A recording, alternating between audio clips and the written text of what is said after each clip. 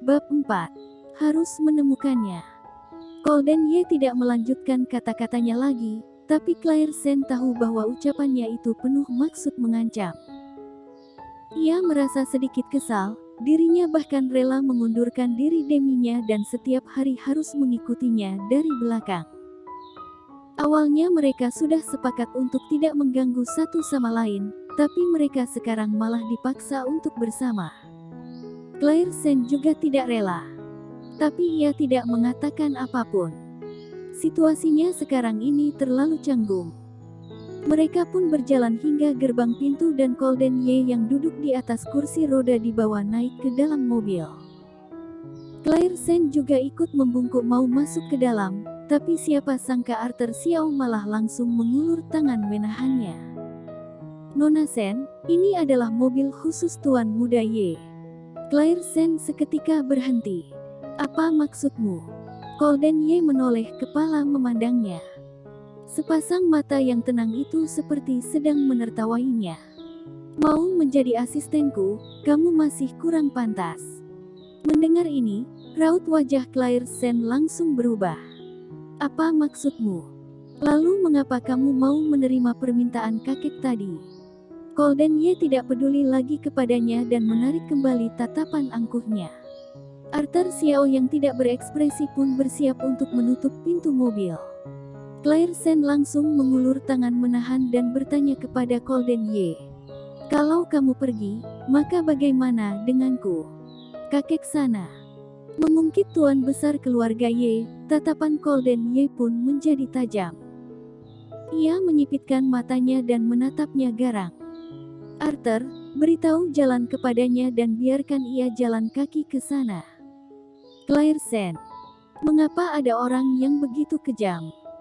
Arthur Xiao pun memberitahu jalan kepadanya tanpa berekspresi, lalu menutup pintu mobil dengan tidak acuh. Nona Sen, semoga Anda beruntung. Setelah meninggalkan ucapan itu, mobil pun berlaju cepat meninggalkan tempat. Claire Sen berdiri sendiri di depan gerbang dengan angin yang menerpanya. Melihat adegan ini, penjaga pintu masuk pun merasa kasihan kepada dirinya. Berhadapan dengan tatapan yang kasihan itu, hati Claire Sen seketika menjadi tidak enak. Ia mengepalkan tangannya erat. Pergi sendiri ya, pergi sendiri. Dalam mobil.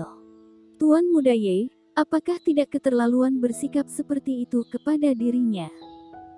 Golden Ye berkerut alis, aura yang terpancar pun menjadi suram. Kalau begitu, kamu turun dan menemaninya. Raut wajah Arthur Xiao seketika berubah. Anggap saja aku tidak pernah mengatakannya. Golden Ye mendecih pelan, lalu tatapannya yang garang itu mendarat pada bayangan tubuh kecil yang berdiri di depan gerbang melalui kaca spion tengah. Ia hanya melirik sekilas, lalu menarik kembali tatapannya lagi. Kemudian ia seperti teringat akan sesuatu dan bibir tipisnya pun bergerak. Wanita yang aku suruh kamu cari, apakah sudah ada kabarnya? Mengungkit masalah tersebut, Arthur Xiao pun mengepalkan tangannya, menaruhnya di depan bibir dan berbatuk ringan. Tuan Muda Ye, jalan itu tidak ada kamera pengawas. Kebetulan juga ada hujan deras pada hari itu dan malam hari terlalu gelap, aku tidak dapat melihat pejalan kaki dengan jelas. Tapi tolong beri waktu untukku lagi, aku yakin aku bisa menemukannya. Benar-benar sangat memusingkan. Biasanya perintah yang diberikan Tuan Muda Ye, Arthur Xiao pasti bisa menjalankannya dengan baik. Hanya satu urusan ini, ia bisa-bisanya tidak dapat menemukannya. Nyatanya benar, aura Golden Ye menjadi semakin suram, alisnya pun berkerut. Jika benar-benar dilakukan secara sengaja, seharusnya wanita itu sudah hamil dalam sebulan ini. Arthur Xiao terkejut, seorang wanita yang tidak diketahui nama dan wajahnya mengandung anak Tuan Muda Ye. Hal itu bukanlah lelucon, ekspresi Arthur Xiao pun menjadi serius. Aku mengerti. Aku akan menyuruh orang untuk memperhatikan gerak-gerik di rumah sakit sana. Golden Ye mengerutkan dahinya dalam. Ia tidak pernah menyentuh wanita satupun. Wanita pada malam itu adalah wanita pertamanya. Jadi ia harus menemukannya. Claire Sen menghabiskan waktu setengah jam untuk tiba di Yescorp. Sayangnya setelah tiba di Yescorp, Claire Sen malah terhalang di luar, karena ia belum membuat janji, jadi ia tidak diperbolehkan masuk. Di kota utara, keberadaan Yescorp sama dengan menunjangkan satu kota utara. Yescorp sangatlah besar, oleh karena itu, ekonomi kota utara juga langsung berkembang pesat. 15 tahun yang lalu, kota utara hanyalah kota kecil yang tidak dikenal orang-orang dan sekarang malah menjadi kota yang memimpin. Sebuah perusahaan yang menjadi besar, juga tidak begitu mudah untuk keluar masuk. Permisi, bolehkan Anda membantuku untuk memberitahu Golden Ye? Aku itu benar-benar asistennya. Resepsionis di meja depan pun menatapnya jijik. Asal berbicara saja kamu. CEO Ye tidak pernah membutuhkan asisten. Semua karyawan di perusahaan mengetahui akan hal tersebut, bahkan kamu tidak mencari tahu dengan baik sebelum menggoda pria. Mendengar ini, Claire Sen pun termenung sesaat. Seharusnya Golden Ye ini sudah memikirkan semuanya. Kalaupun ia benar-benar datang ke sini, ia juga belum tentu bisa masuk ke dalam kantor. Kamu cepat pergi sana. Bahkan orang sepertimu belum tentu berhak menjadi karyawan biasa di perusahaan kita, apalagi menjadi asisten CEO.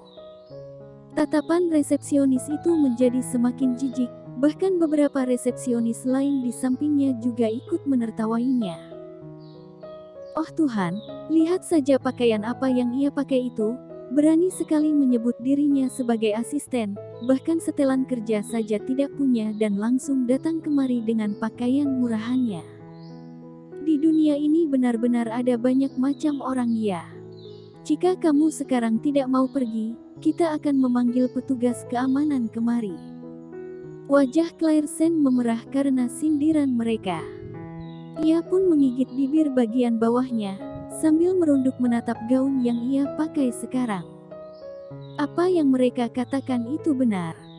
Gaun ini memang dibelinya dari pedagang jalanan saat ia berkeliling di pasar malam. Saat itu, gaji per bulannya tidak cukup dipakai untuknya. Claire Sen pun sangat hemat dalam menggunakan uang. Tapi selama bertahun-tahun ini, ia selalu mengira dirinya menjalani hidupnya dengan gembira. Setelah hari ini ditegur banyak orang di depan mukanya, Claire Sen seketika merasa malu. Pergilah kamu, pulang ganti pakaianmu, dandanlah dirimu dan baru datang lagi. Semua orang menggunakan tatapan mengejek memandangnya. Claire Sen pun menjadi semakin malu.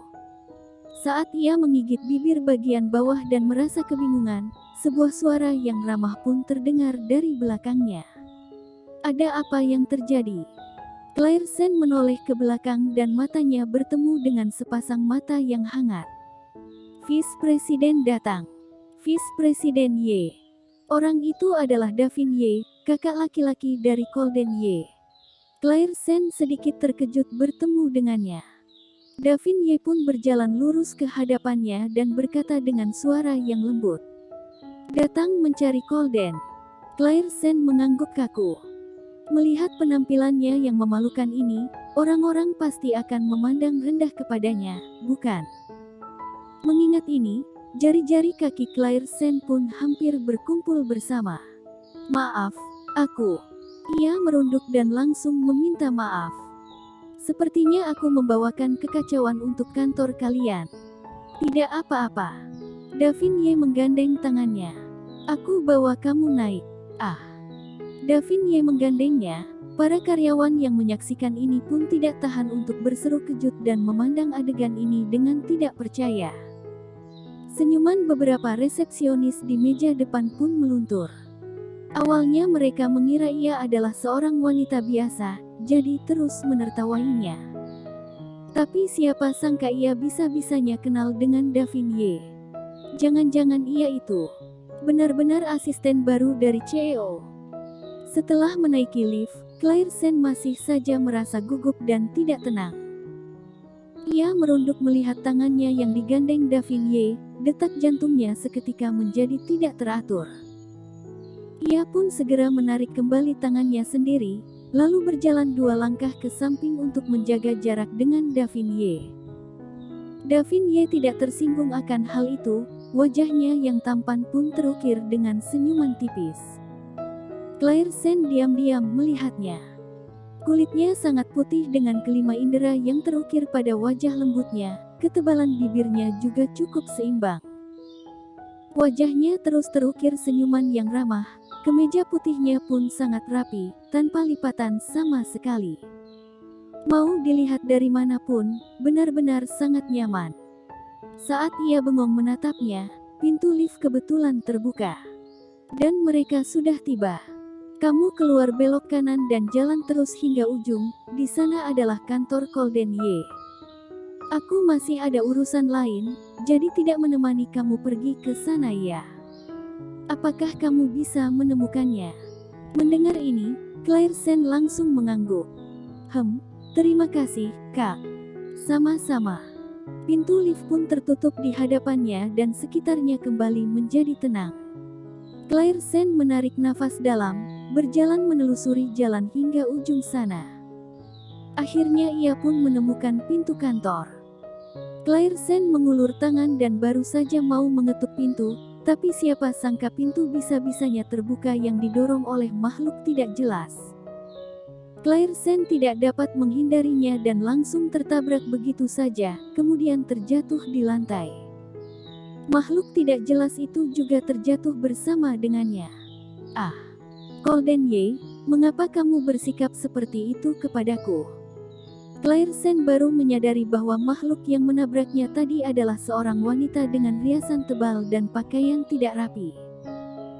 Setelah jatuh ke lantai, wanita itu pun bangkit dari tempat dengan cepat dan menunjuk orang di dalam sana, mengumpat kesal. Tubuh kekar milik Golden Ye terduduk di atas kursi roda. Mata kelamnya tampak sangat mengerikan dan tubuhnya pun memancarkan aura yang kuat, bibirnya pun terbuka pelan. Pergi. Bersambung.